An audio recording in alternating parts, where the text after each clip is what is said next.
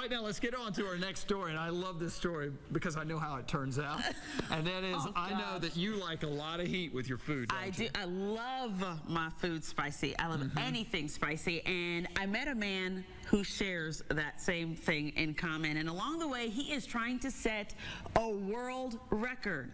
So let's head to Rock Hill, South Carolina, and to the Pucker Butt Pepper Company. Come on, let me show you something cool. We're walking through Ed Currie's backyard in Rock Hill, South Carolina, where we're surrounded by hundreds of varieties of hot peppers. You can find them in all shapes, sizes, and colors. And let's not forget heat levels. I like to eat hot stuff. I was involved in a hot sauce business back in Michigan, and I had made sauces and salsa and things like that, and really like lighting people up. He earned the name Smokin' Ed. When he settled in South Carolina almost 10 years ago, he continued to make salsas and hot sauces and gave it away to friends. Soon, the Pucker Butt Pepper Company was born, and lately Ed and his peppers have been on, you can say, a hot streak. He has spent 10 years developing what may be the world's hottest pepper. Ed's peppers were featured on CBS this morning, one of two national networks that came to the Carolinas to do a story on his hot peppers. The Pucker Butt Pepper Company sauces took front and center recently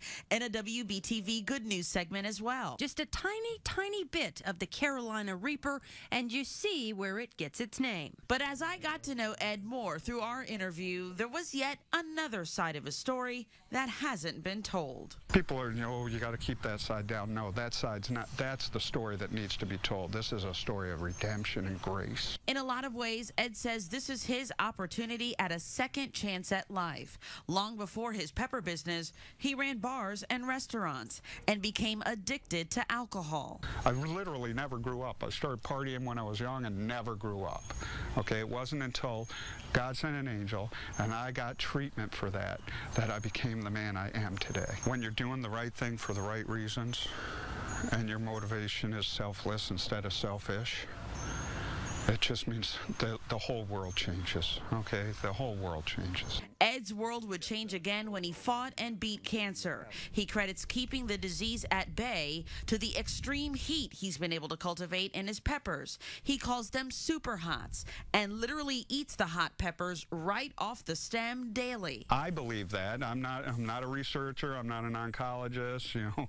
I don't claim to have any medical background, but since I've been eating super hots, I've been pretty much, we have no worries. All the peppers in this section are strictly devoted to research. I watched my mother die a horrible, horrible death from cancer. Okay, it was not nice at all. My niece had leukemia. Childhood leukemia is devastating. So in Ed's quest to develop super hots for research, he's also setting his sights on breaking a Guinness World Record with the hottest pepper in the world, grown right here in the Carolinas. The level of heat measured in units on what's called a Scoville scale. The averages are right around 1.1 million, and we've been averaging somewhere around 1.5, 1.6 million.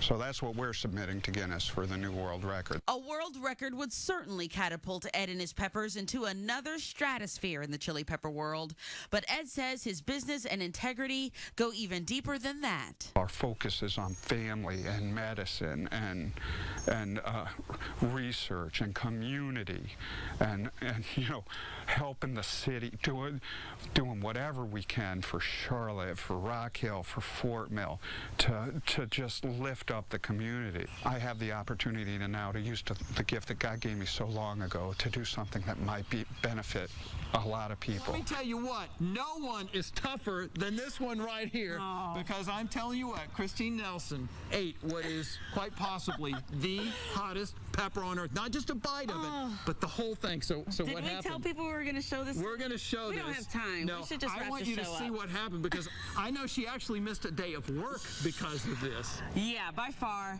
the hottest pepper I have ever eaten in my life. Take a look. These are all real super hot peppers. I mean, if you ate this, you'd probably punch me out, Ed Currie was probably doing a little foreshadowing, because what I was about to experience I was liable to slap myself for wanting to dive into the deep end. I'm sending an I love you text to my husband here. I love you. It's been a great 7 years. We're going to have you eat an HP 22B, which is the one that's going for the new world record. You're kidding me. Here's a better understanding of what we're talking about here. A pepper's heat level is measured in units based on the Scoville scale. So a jalapeno is more than 2,500 units. Tabasco is 30 to 50,000 units on the scale. Scotch bonnet peppers, more than 300,000. The Butch Tea pepper is more than 1.4 million. And Ed Currie's peppers are measuring more than 1.5 million on the Scoville scale. Those who know me well, though, know I love anything spicy. The hotter, the better. Ed and his employee, Chris, showed me how it's done. Cheers.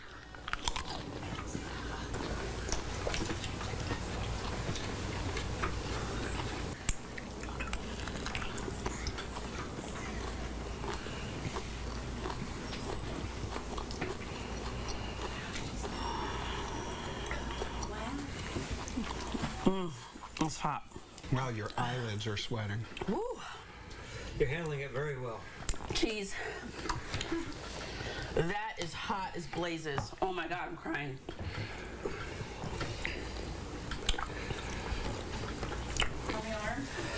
I'm crying. Holy cow.